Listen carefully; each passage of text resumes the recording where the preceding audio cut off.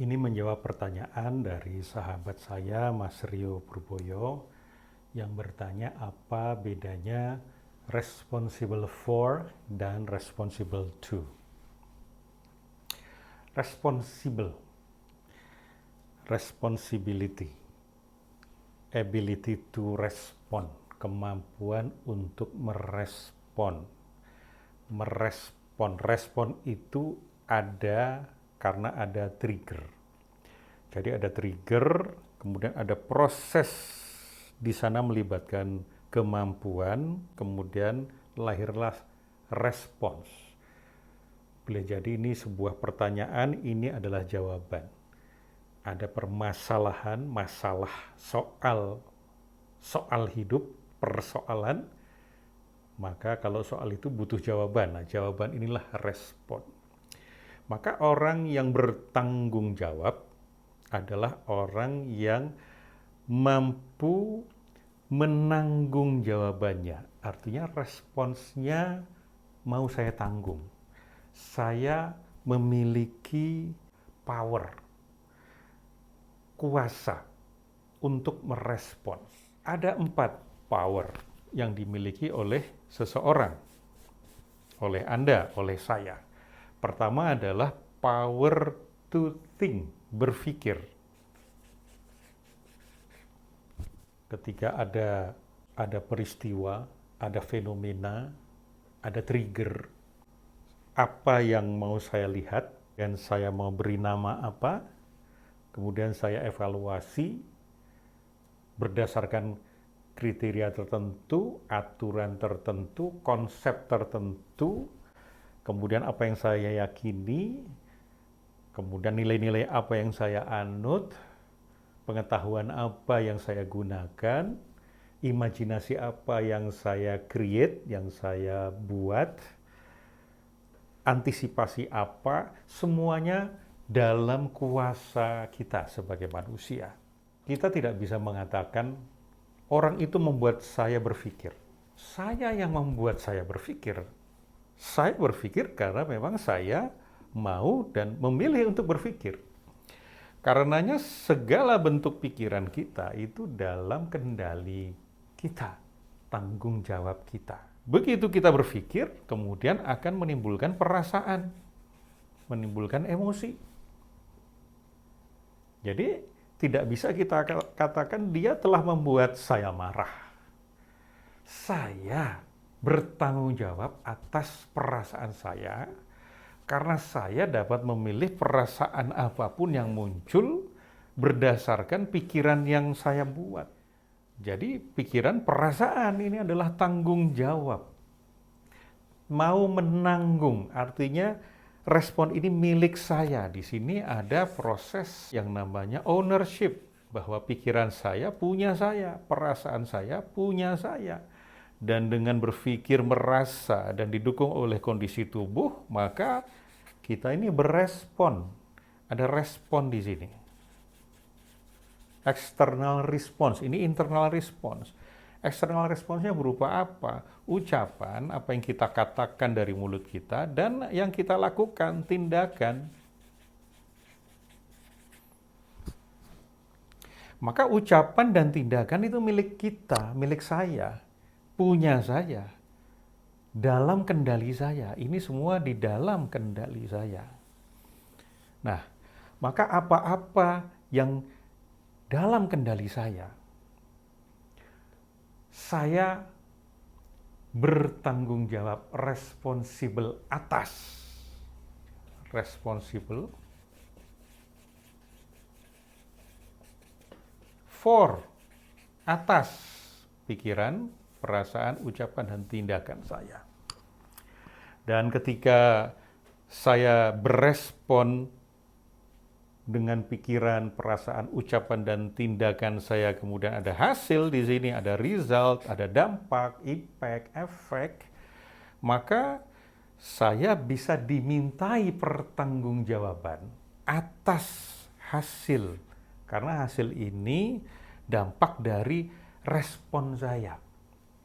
Efek ini dampak dari respon saya. Ini disebut dengan accountability, tanggung gugat. Jadi gugatan orang lain untuk mempertanyakan kok begini, apa yang telah kamu lakukan atau tidak kamu lakukan sehingga keadaanmu begini, maka gugat ini saya mau ambil, saya terima, accept bahwa saya menjadi sebab mengapa keadaan saya ini terjadi. Ini namanya accountability. Jadi ada responsibility, ada accountability, dan semua itu di dalam sebuah wilayah yang disebut dengan responsible for. Saya tidak bisa mengatakan, oh saya begini nih karena banyak tekanan dari luar. Bukan, tekanan dari luar itu hanya trigger saja. Saya yang memutuskan, saya yang mengevaluasi, saya yang memilih untuk berpikir seperti itu. Dengan keputusan itu muncul perasaan tertentu, dan dari situ kemudian ucapan saya apa, kata-kata saya apa, dan tindakan saya apa. Dan kalau dari kata-kata, tindakan saya ditolak misalnya proposal saya, maka saya dimintai pertanggungjawaban kenapa proposal ini sampai ditolak. Oh ya, ini karena sesuatu yang dalam kendali saya. Kecuali kalau misalnya, kenapa kok gagal? Karena saya tidak sampai presentasi. Kenapa kok tidak sampai presentasi? Karena saya mengalami kecelakaan di jalan tol. Apa yang menyebabkan kamu kecelakaan di jalan tol? Karena saya ditabrak dari belakang oleh truk yang remnya blong ketika saya mengantri untuk membayar tol. Nah, tabrakan itu di luar kendali, maka ketika dimintai pertanggungjawaban, tanggung gugat, digugat, maka dia hanya bertanggung jawab terhadap apa-apa yang dalam kendali dia. Di luar kendali dia itu bukan tanggung jawab dia. Meskipun begitu, ini menjadi feedback. So, what next? Apa yang dalam kendali, antisipasi apa, kemudian respon apa, kalau situasinya seperti itu, gagal karena kecelakaan. Maka what next? Ini kembali dalam responsibility kita. Nah, sekarang responsible to. Apa itu responsible to? Ketika kita memiliki hubungan, relationship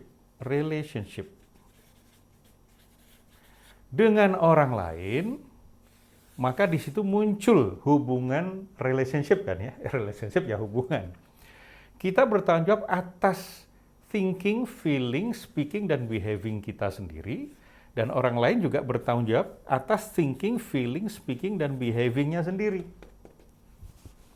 Tetapi begitu ada hubungan, maka dalam satu hubungan itu muncul yang namanya give and receive. Tidak bisa hanya give itu adalah pengasuhan kepada anak, tetapi sebagai orang dewasa, maka setiap orang bertanggung jawab atas relationship berjalan dengan baik dengan cara to give and to receive. Maka ketika saya punya hubungan dengan istri saya sebagai suami, muncullah di sana responsible to saya sebagai suami. Sebagai suami, peran saya apa? Di sana muncul tanggung jawab, tugas. Dan saya bertanggung jawab atas pikiran, perasaan, ucapan, dan tindakan saya untuk membaikkan hubungan ini, memfungsikan peran saya sebagai suami dengan sebaik-baiknya, dengan best practice. Nah, maka responsible to adalah bagaimana kita memenuhi tugas tadi. Apa yang mau kita berikan kepada relationship? Dan apa yang mau kita terima dari relationship? Maka ketika saya melakukan tugas saya sebagai suami, misalnya saya memberikan sesuatu. Ya, tugas suami itu kan menafkahi, melindungi, memahami, dan semua itu sebagai suami punya tanggung jawab. Nah, ketika saya mulai menafkahi, memberikan sesuatu kepada istri saya misalnya, ketika saya memberi, ternyata istri saya itu tidak menghargai apa yang saya beri karena dia menginginkan sesuatu yang lain. Maka dengan itu dia merasa tidak bahagia, maka ketidakbahagiaan dia itu bukanlah tanggung jawab saya, bukan responsibility for saya. Itu responsibility for-nya dirinya sendiri. Ketika dia mengekspresikan berupa ucapan dan tindakan, dan karena saya tahu bahwa ekspresi dia itu adalah indikator bahwa dia tidak bahagia, padahal sebagai suami terhadap istrinya, kita ini sama-sama punya tujuan, yaitu rumah tangga yang sakinah mawaddah warahmah. Maka ekspresi ketidakbahagiaan dia itu berupa wajah, kemudian kata-kata, kemudian gesture, postur, itu saya tangkap. Saya bertanggung jawab untuk memahami, memahami apa yang terjadi pada istri saya, dan kemudian saya pikirkan, saya analisa, saya renungkan, kemudian saya menyadari, oh ya, yang dia minta itu ternyata sesuatu yang wajar bagi dia, dan saya mampu kok mengusahakannya. Maka saya bertanggung jawab atas pilihan saya untuk memenuhi keinginan dia. Nah, inilah responsible for dan responsible to. Nah, responsible to itu adalah bagaimana kita berespon untuk menjaga hubungan ini tetap berjalan dengan baik, menjaga agar fungsi, menjaga agar peran kita berfungsi dengan semestinya. Itu responsible to. Sehingga kalau kita sudah melakukan fungsi kita dengan sebaik-baiknya, misalnya seorang pendakwah sudah mendakwahi dengan cara-cara yang bagus, ya, cara-cara yang excellence, cara-cara yang dia yakini sesuai dengan keadaan dari jemaahnya, tetapi ada satu yang meskipun sudah diberikan nasihat-nasihat kebaikan, dia tidak menjalankan, maka seorang pendakwah ini dimintai responsibility, kemampuan meresponnya, apa yang dimintai, tanggung jawab oleh Tuhan nantinya, thinking, feeling, speaking, dan behaving. Hasil adalah feedback bagi dia untuk mengembangkan dirinya, mencari cara-cara yang lebih kreatif agar mampu membuat seseorang terinfluence. Jadi tugas pendakwah itu tidak mengontrol perilaku jemaahnya, tetapi menginfluence perilaku jemaahnya dengan apa-apa yang dalam kendalinya. Kemudian biarkan jemaahnya ini memikirkan, memahami, mengevaluasi, memilih, memutuskan, dan menjalankan keputusan dia. Dan itu adalah responsibility for-nya dia sendiri, yang dia akan dimintai pertanggungjawaban sendiri. Maka responsible to terkait dengan peran, hubungan. Setiap peran itu pasti ada hubungan. Hubungan sebagai anak, apa yang diberikan dan apa yang siap diterima. Sebuah hubungan ini akan berfungsi, akan mencapai tujuannya apabila kedua belah pihak ini saling give and receive. Itulah sebabnya maka responsible to itu akan berjalan dengan sangat baik apabila masing-masing sudah menyadari responsible for-nya dia. Contoh lain misalnya atasan dan bawahan. Sebagai bawahan, apa yang saya berikan kepada atasan dan apa yang saya terima dan apa yang saya terima dari atasan. Sebagai atasan, apa yang saya berikan kepada bawahan dan apa yang saya terima dari bawahan. Ini adalah responsible to. Nah, sementara ketika bawahan diberikan tugas oleh atasan dan diterima, maka bawahan ini bertanggung jawab atas dirinya, atas pikiran, perasaan, ucapan, dan tindakannya dalam menjalankan tugas-tugasnya, dan atasan akan meminta tanggung jawab, accountability dari bawahan, bahwa apa yang telah Anda lakukan itu hasilnya mana, hasilnya seperti apa, itu masih menjadi tanggung jawab dari bawahan. Nah, bawahan juga bisa meminta responsible to dari atasannya, kasih bimbingan dong, kasih briefing dong, kasih sarana yang memang dibutuhkan, yang menjadi tanggung jawab atasan untuk responsible to menjalankannya.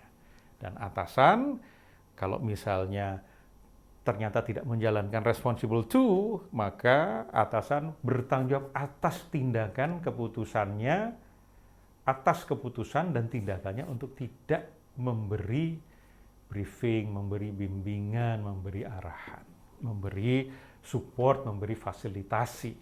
Dan apabila seorang atasan sudah menjalankan responsible to-nya, kemudian bawahan tidak menuruti, tidak compliance dengan arahan-arahan SOP yang sudah disampaikan oleh atasannya dan karenanya hasilnya meleset tidak sesuai dengan harapan, maka bawahan inilah bertanggung jawab atas hasilnya, accountability. Atasannya kepada atasan lagi juga akan diminta accountability-nya. Mengapa kok dalam unitnya ada kesalahan? Nah, maka atasan dapat melaporkan kepada atasannya lagi bahwa saya sudah melakukan ini, ada buktinya, dan ini adalah anomali yang dibuat oleh bawahan saya sendiri. Saya bertanggung jawab dalam pengertian accountable atas kinerja unit yang saya pimpin. Tetapi ketika hal itu misalnya ada hukuman, maka katakanlah atasan sudah membriefing, kerja integritas ya, sudah mencontohkan, sudah melakukan bimbingan, coaching, diingatkan terus-menerus. Tapi ternyata ada bawahan yang fraud, yang korup, yang culas, maka atasannya itu tidak mendapatkan hukuman karena sudah menjalankan responsible to-nya dengan baik, bawahannya bertanggung jawab atas perbuatannya dan karenanya konsekuensi atas perbuatannya dia tanggung.